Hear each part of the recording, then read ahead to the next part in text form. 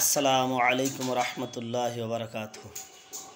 সম্মানিত দর্শক, আজ নববর্ষের 16তম দিন। সবাইকে নববর্ষের শুভেচ্ছা। সবার প্রতি রইল আন্তরিক মোবারকবাদ। সম্মানিত দর্শক, আজকে যে বিষয়টি নিয়ে আপনাদের সাথে আমি শেয়ার করতে চাচ্ছি, সেটি হয়তো আপনাদের সবার জানা হয়ে গেছে ইতিমধ্যে। বিগত রাষ্ট্রপতি জনাব আব্দুল হামিদ সাহেবের নামে মামলা। মানুষ একটু বিচলিত হয়েছে একজন রাষ্ট্রপতির নামে মামলা হওয়ার কারণে। কিশোরগঞ্জে ওনার নামে একটি মামলা হয়েছে।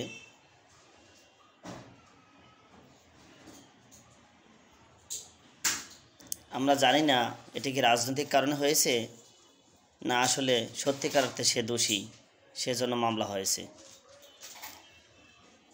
সাধারণত রাষ্ট্রপতি পদগুলো যারা থাকে তারা সর্বদিক থেকে পরিচ্ছন্ন হয়, কিন্তু আমাদের দেশে রাষ্ট্রপতি পদগুলো নির্বাচিত করে পছন্দের লোকদেরকে। সেজন্য হয়তো বিতর্ক থাকতেই পারে, কেউ ভুলের ঊর্ধ্বে নয়। আর বাংলাদেশের প্রেক্ষাপটে কোনো ব্যক্তি 100% পরিচ্ছন্ন নয়। সম্মানিত দর্শক, এ জাতির কপালে এমন একজন রাষ্ট্রপতি হয়েছিল, এই জনাব আব্দুল হামিদ সাহেব, যিনি বাংলার ইতিহাসে দলীয় সরকারের রাষ্ট্রপতি হিসাবে সর্বোচ্চ আনুগত্যের রাষ্ট্রপতি হিসাবে বিবেচিত। তিনি টানা 10 বছর রাষ্ট্রপতির পদে ছিলেন শুধু তার সর্বোচ্চ আনুগত্যের কারণে।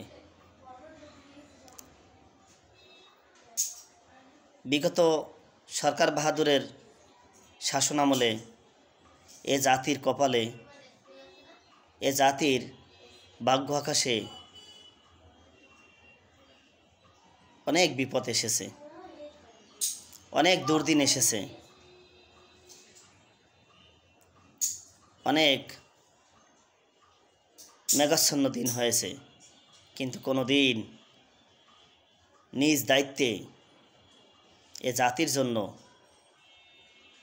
জাতির উপকারে আসে এমন কোনো বিবৃতি দেননি এই সর্বোচ্চ আনুগত্যের রাষ্ট্রপতি জনাব আব্দুল হামিদ সাহেব। তিনি তো শুধু একটি শ্রেণীর রাষ্ট্রপতি ছিলেন না, তিনি তো এই জাতির, একটি দেশের নৃপতি। তার অনেক দায়িত্ব। আমরা শুনেছি সংবিধান তাকে ক্ষমতা দেয়নি, ক্ষমতা দিয়েছে সংবিধান প্রয়োগ করার ক্ষমতা দেয়নি। বাংলাদেশের যদিও বা সর্বোচ্চ ব্যক্তি তিনি, কিন্তু ক্ষমতা প্রধানমন্ত্রীর হাতে থাকে। তারপরেও সীমাবদ্ধ আইনের ভিতর থেকে এ জাতির জন্য, জাতির দুর্দিনে কখনো কোনো বিবৃতি দিতে দেখিনি এই বাংলার জনগণ। তাই আমার দাবি, বাংলার ইতিহাসে, স্বাধীনতার পরের ইতিহাসে সবচেয়ে আনুগত্যের রাষ্ট্রপতি ছিলেন জনাব আব্দুল হামিদ খান সাহেব। তার নামে যে মামলা হয়েছে এখন, সেটি হয়তো রাজনৈতিক কারণে কিনা জানি না আমরা, তবে আমরা চাই সত্যিকার অর্থে বিচার, সত্যিকার অর্থে তার তদন্ত, যেন একজন সর্বোচ্চ মানের, গুণের, পদের একজন মানুষকে যেন যেন তেনভাবে হয়রানি করা না হয়। আমি জনসাধারণের পক্ষ থেকে দাবি জানাচ্ছি সরকারের প্রতি, আদালত যদি মামলা আমলেই নেয় তাহলে যেন নিরপেক্ষ তদন্ত হয়, সম্মানিত একজন ব্যক্তিকে যেন যেন তেনভাবে হয়রানি করা না হয়। সম্মানিত দর্শক, আর একটা কথা শেয়ার করব, সেটি হলো সজীব ওয়াজেদ জয়ের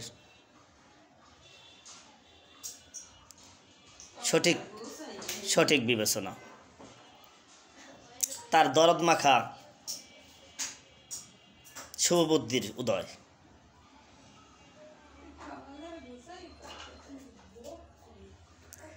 তাদের ক্ষমতা বিলুপ্তির পরে তিনি উপলব্ধি করতে পেরেছিলেন যে বয়োবৃদ্ধ ভদ্রমহিলা বেগম খালেদা জিয়াকে বিদেশে চিকিৎসার জন্য সুযোগ না দিয়ে তার আম্মা ভুল করেছেন, তার সরকার ভুল করেছেন।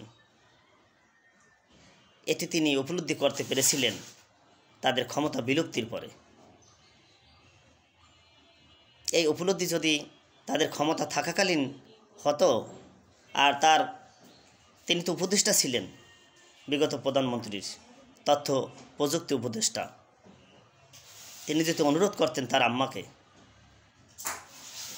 প্রধানমন্ত্রীকে তিনি যদি অনুরোধ করতেন এই বয়োবৃদ্ধ ভদ্র মহিলাকে চিকিৎসার সুযোগ দেওয়ার জন্য, তার চিকিৎসার যে মৌলিক অধিকার সেটি সংরক্ষণের জন্য তাকে বিদেশে যাওয়া, বিদেশে যেতে দিতে, তাহলে সেটি ছিল সঠিক উপলব্ধি। কিন্তু ক্ষমতা হারানোর পরে, ক্ষমতা বিলুপ্তির পরে তিনি উপলব্ধি করতে পেরেছিলেন যে এটি আমাদের ভুল হয়েছে, বিগত সরকারের ভুল হয়েছে। বিগত সরকার একগুঁয়েমির কারণে, জেদির কারণে, শাস্তি দেওয়ার কারণে, মৃত্যুর কোলে ঠেলে দেওয়ার জন্য যে বিদেশে চিকিৎসা নিতে দেননি, সেটি তিনি উপলব্ধি করতে পেরেছিলেন ক্ষমতা হারানোর পরে। সম্মানিত দর্শক,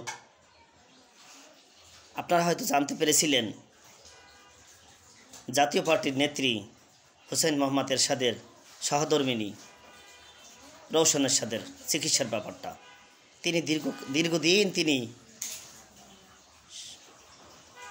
সামরিক হাসপাতালে তিনি চিকিৎসা নিয়েছিলেন, কিন্তু সেখানে যখন তার উন্নতি হচ্ছিল না, তখন তাকে ব্যাংককের ব্যাঙ্গুরুথ হাসপাতালে দীর্ঘ 6 মাস থেকে 8 মাস চিকিৎসা দেওয়া হয়েছিল। সেখানে আইসিইউতে রেখে, নিবিড় পর্যবেক্ষণে রেখে তাকে চিকিৎসা দেওয়া হয়েছিল। সেখানের চিকিৎসা আমাদের বাংলাদেশের চিকিৎসার তুলনায় অনেক উন্নত। সেই হোসেন মোহাম্মদ এরশাদের সহধর্মিণী দীর্ঘদিন ধরে লাইফ সাপোর্টে ছিলেন। মুমূর্ষ সেই ভদ্রমহিলা একসময় সুস্থ হয়ে চিকিৎসার সুবাদে, আল্লাহর ইচ্ছায় সেই ভদ্রমহিলা আবার ফিরে আসে রাজনীতির ময়দানে। এক তো তার হায়াত আছে, আর এক তো সে সঠিক চিকিৎসা পেয়েছেন, উপযুক্ত চিকিৎসা পেয়েছেন, যা বাংলাদেশের চিকিৎসা বিজ্ঞানে, চিকিৎসা সিস্টেমে অনুপস্থিত, সম্ভব হতো না। তাই তাকে বেঙ্গুরুথ হাসপাতালে ব্যাংককের বেঙ্গুরুথ হাসপাতালে দীর্ঘদিন রেখেছেন। সম্মানিত দর্শক, আজ দীর্ঘদিন ধরে বিরোধী দলীয় নেত্রীর চিকিৎসার ব্যাপারে ডাক্তারদের যে কমিটি, ডাক্তারদের তাকে দেখাশোনার জন্য, চিকিৎসার জন্য যে কমিটি গঠন করা হয়েছে, তারা বারবার অনুরোধ জানিয়েছিল তাকে বিদেশের মাটিতে চিকিৎসা করানোর জন্য। কিন্তু সরকার তার সেই চিকিৎসার মৌলিক অধিকার না দিয়ে তাকে কারারুদ্ধ করে রেখেছিলেন। তাকে বাংলাদেশের হাসপাতালে চিকিৎসা নেওয়ার জন্য বাধ্য করেছিলেন। কি আফসোস! তিনি চেয়েছিলেন হয়তো সে মৃত্যুর কোলে চলে যাক, কিন্তু আল্লাহ তাকে বাঁচিয়ে রেখেছেন। এটা আল্লাহর ইচ্ছা। কত দাগী আসামি যাদের আদালত কর্তৃক 10 বছর 20 বছর বা কম বেশি সাজা হয়েছে, তাদেরকেও তিনি বিদেশের মাটিতে চিকিৎসা নেওয়ার জন্য সুযোগ দিয়েছেন, আদালত কর্তৃক সুযোগ পেয়েছে। কিন্তু এই বয়োবৃদ্ধ ভদ্র মহিলা একটি জনপ্রিয় রাজনৈতিক দলের প্রধান, বিগত রাষ্ট্র পরিচালনার বৈধ প্রধানমন্ত্রী, কিন্তু তারপরও তিনি সে মৌলিক অধিকার তিনি পাননি। শুধু বিগত সরকার বাহাদুরের হিংসার কারণে, একগুঁয়েমির কারণে, জেদির কারণে।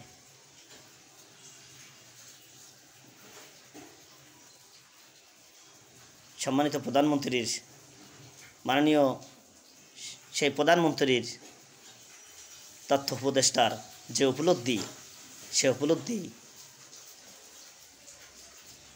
যদি তাদের ক্ষমতা থাকাকালীন সময় হতো, তাহলে জাতি খুশি হতো। তিনি যদি সুপারিশ করতেন, তিনি যদি তার আম্মাকে বলতেন চিকিৎসার সুযোগ দেওয়ার জন্য, হয়তো মনে হয় সুযোগ পেতেন। কিন্তু তিনি সে উপলব্ধি করতে পারেননি। ক্ষমতার মসনদে থাকাকালীন সময়ে তার সে উপলব্ধি আসেনি। যখন এসেছে, তিনি যখন এই উপলব্ধির কথা বলেছেন, তখন এ জাতি সেটাকে ভালোভাবে নেয়নি। সম্মানিত দর্শক, আমার আশা এই বয়োবৃদ্ধ ভদ্র মহিলা যদি সঠিক চিকিৎসা পেতেন, অনেক আগেই চিকিৎসার জন্য অনেক অনুরোধ করেছেন, তাই সে চিকিৎসা যদি পেতেন, তাহলে মনে হয় তিনি সুস্থ হয়ে এই জাতির উদ্দেশ্যে আধা ঘন্টা থেকে 1 ঘন্টা দাঁড়িয়ে বক্তৃতা দেওয়ার জন্য হয়তো শক্তি পেতেন বা সেরকম সুস্থ হতেন। কিন্তু আগামী দিনে সুস্থ হবেন কি না, সেটা আল্লাহর ইচ্ছা। তো সবাই দোয়া করি, এ জাতি তার জন্য দোয়া করে, আপসহীন এই নেত্রীর জন্য, তিনি যেন সুস্থ হয়, তিনি যেন সঠিক চিকিৎসা পেয়ে আবার এই জাতির মাঝে ফিরে আসতে পারেন। এই বাংলার মাটিতে যেন আবার দাঁড়িয়ে তিনি জনসভায় বক্তৃতা বিবৃতি দিতে পারেন, সে শক্তি যেন তার হয়। আল্লাহ তাকে তার চিকিৎসার জন্য বরকত দিক, তার হায়াত বাড়াই দিক। সম্মানিত দর্শক, হিংসা মানুষকে যে কত দূর নিয়ে যেতে পারে, একগুঁয়েমি যে মানুষকে কত দূর নিয়ে যেতে পারে, আমরা দেখেছি বিগত দিনগুলোতে। এটা আমাদের কাম্য নয়, এটা গণতন্ত্রের জন্য সুন্দর নয়, গণতন্ত্রের জন্য কাম্য নয়, এটি ধ্বংস অনিবার্য। একটি কথা মনে রাখবেন, আপনি যাকে একগুঁয়েমির কারণে, হিংসার কারণে, জেদির কারণে যাকে আপনি শাস্তি দিয়েছেন, হয়তো সেই বদলা আপনার নসিবে এসে যাবে। বরং আপনি যাকে দিয়েছিলেন, যার বিরুদ্ধে আপনি হিংসা করেছিলেন, তাকে হয়তো আল্লাহ ভালো কিছু দান করবেন। এজন্য সাময়িক সময়ের জন্য হয়তো আপনি কষ্টে পড়বেন, কিন্তু তার ফলাফল আপনার জন্য আল্লাহ রেখেছেন। সবাইকে ধন্যবাদ। আল্লাহ হাফিজ।